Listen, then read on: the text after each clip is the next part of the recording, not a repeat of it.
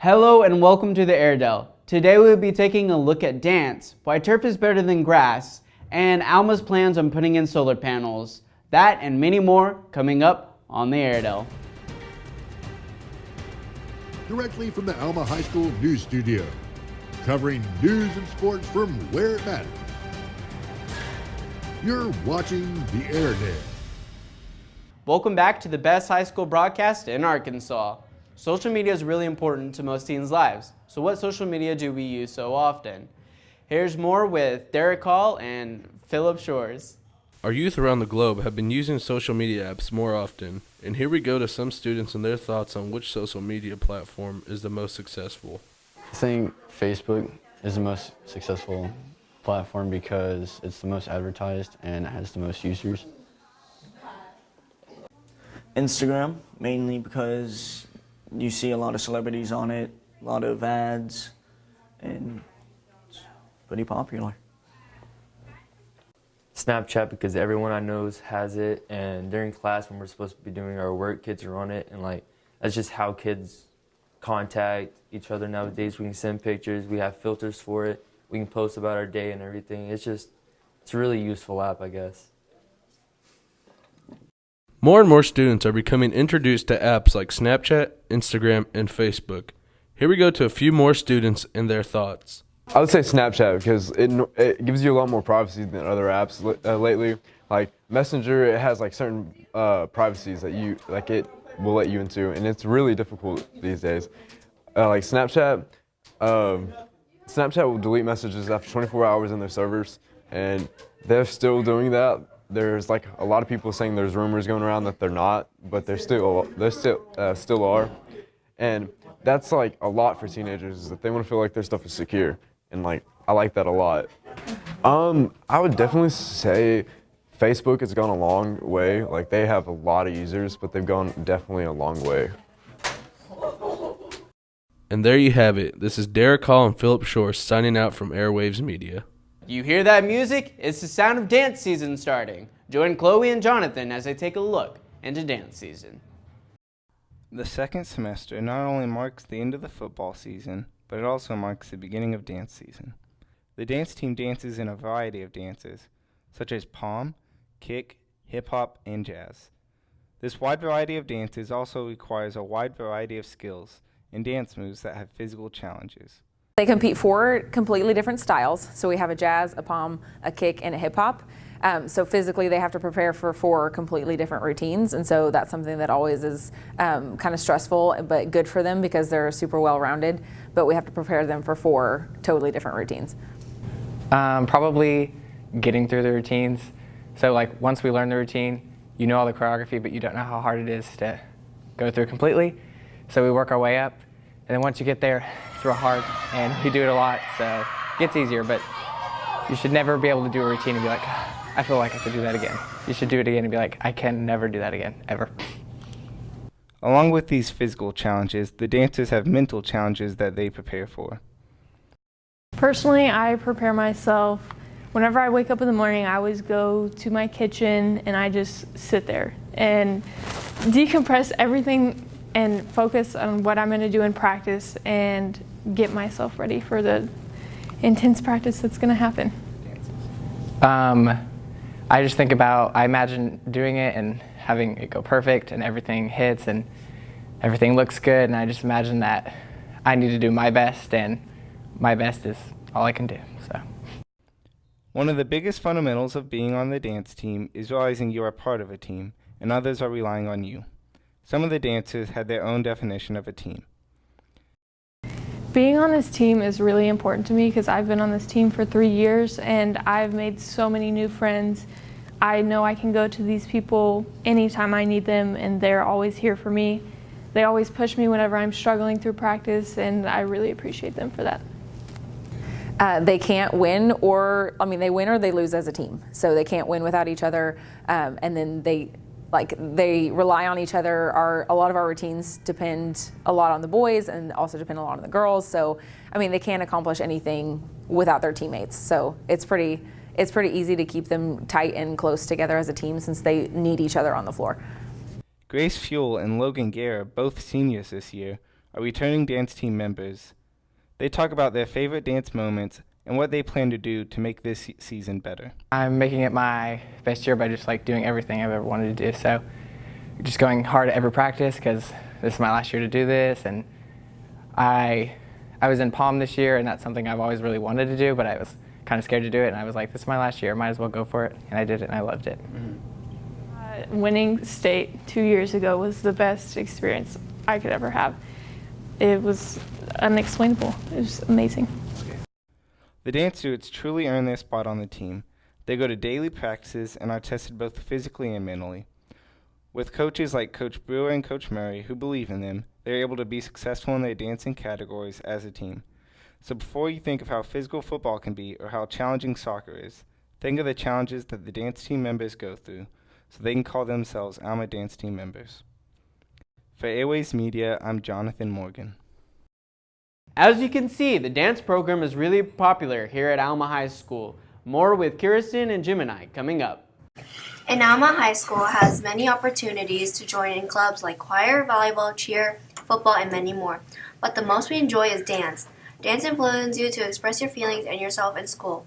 We love to be ourselves, and at some points, we just want to shut down. My family, they encouraged me to take the classes in 8th grade, so I just did. How to express ourselves. We're afraid to be ourselves around new people.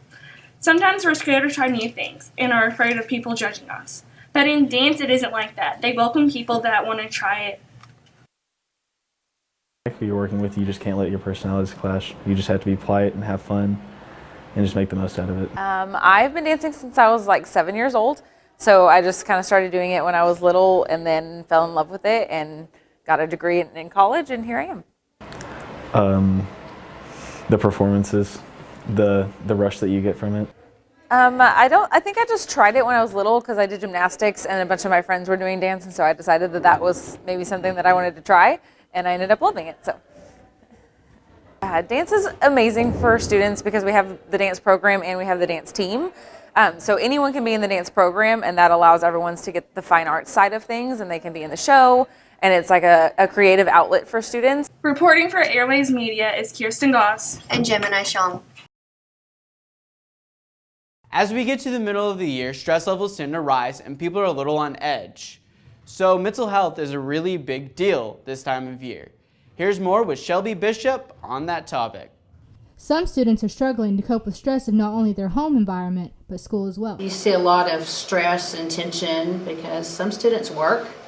A lot are involved in athletes and athletics. And trying to do that and take all your finals, midterms, is very difficult. I think that they're handling things well, as long as they can learn to juggle things and, make time for everything. A lot of them do get easily overwhelmed. Some of them are perfectionists. My kids were perfectionists about their grades. And so I think that it's very easy to get overwhelmed. But as long as they just buckle down and focus, they can do it. Mental health is important for not only you, but the environment around you. Exercise is a great one. Meditation is great. Yoga. Spending time with friends and talking to each other about feelings instead of just trying to carry that weight around all by themselves. There's lots of help out there, from school counselors to friends to family. Okay. Finding a way to cope with stress is inevitable and can help you increase your performance in school. I'm hoping that they will. I'm hoping that people can help understand more about anxiety and depression and different things. And once they do, then they'll realize it's okay. From Airways Media and the Airedale, this has been Shelby Bishop. Thank you for that great story. Now to Gene Alexander. Thank you, Dell. Athletes are hard on any surface they play on. The difference between turf and grass is tremendous. Now to Tyson Shepard and Austin Smith for more. There's been a lot of talking going around if Alma made the right choice, changing to turf fields. We took it to the students to see if they rather prefer turf or grass field. Personally, I like turf fields more because after Thursday, if it rains really hard, Friday we don't have to worry about our feet coming out from underneath us when we're coming out of our stands. and we don't have to worry about the chalk. The measurements are always there, and it just looks a lot nicer. Fields more because they're easier to care for, and the money doesn't have to spend, or the school doesn't have to spend as much money on them. Because the regular ones, you have to like put the stuff to make them grow, and then if they get vandalized or anything like that, they have to treat them more than they do turf. Fields. It seems Alma made the right choice sticking with turf. Even though it's not the traditional way, it saves money, time, and less groundwork. Thank you, Tyson and Austin. Solar panels can significantly help the health of the earth. Now Dale comes for more on the story.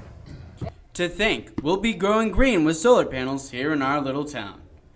We are currently in discussions with our solar panels and looking at that technology. We're hoping to have an agreement in place by the end of December so that construction could start first part of 2020. Well, this is kind of a unique situation that we have in Alma because we have two separate electric companies.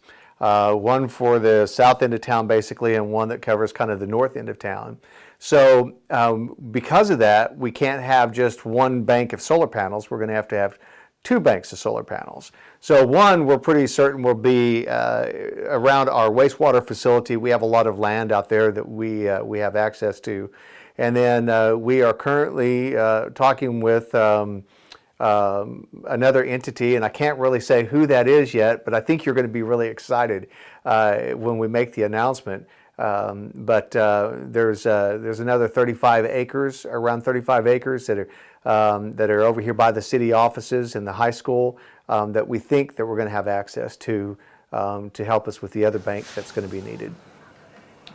Well, I think it could be huge for our future. The preliminary numbers, for an example, just for our city municipality, somewhere around $1.2, $1.3 million in savings over 25 years. So that's really big for us to be able to save that kind of money and it not cost us anything up front. One of the things that we really have been pushing since the first of the year is kind of rebranding Alma in a way so that we're trying to be more progressive thinking, more forward thinking. We want to be nature minded, we want to be nature friendly. And so I think that when we can start tapping into sources like solar energy, for an example, I just think that goes along with the image now that we're trying to portray and we're trying to push out, that we're green and we're looking to the future. This news of solar panels is going to be green for the environment and gold for our community. Go Alma and our green thumbs. This has been Del Combs on the Airedale, signing out. Thank you, Del. Learning foreign languages can be useful when traveling to other countries. Autumn Pixley and Madison Law report. How can learning a new language benefit others? Autumn Pixley here to find out. Every language is good to learn. They're always very beneficial in a multitude of ways. English is one of the most useful languages in the world, and so is French because it's on so many different continents. Spanish is extremely useful in the United States because we have so many citizens that speak Spanish.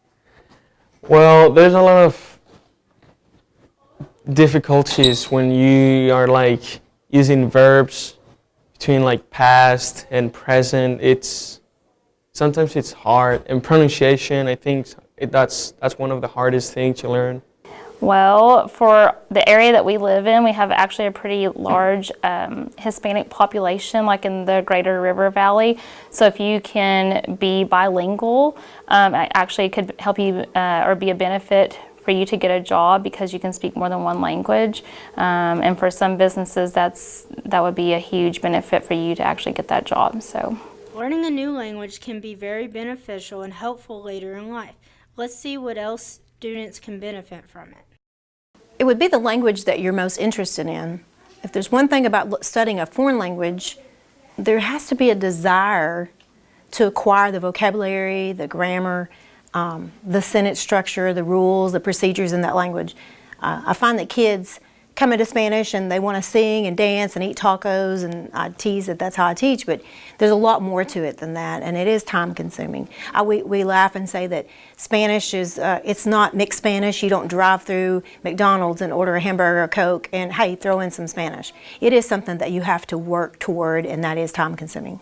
Learning a different language has many benefits. It encourages brain growth and gets us to think outside of our normal learning patterns, because you're learning different language patterns and giving yourself a more creative way to solve problems.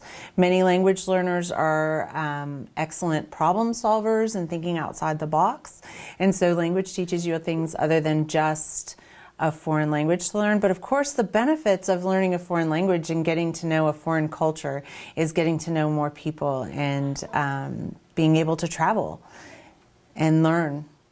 I think that it could be beneficial for them getting a job and just having the opportunity to have something that's a little bit more advanced than someone else that's competing for that same position or that same job. So just being able to communicate with people from other cultures or from other countries that may be moving into the United States or into an area, I think that could just help you with your job opportunities that you have after high school. I'm Autumn Pixley signing out with Airwaves Media. Thank you, Autumn and Madison. Now to Shelby Bishop for more on the Airedale. Thanks, Gene. Alma High has an amazing bowling team. Trenton Broyles covers on how the bowling team came to be. Joining the bowling team is easy. It's very easy to join the bowling team.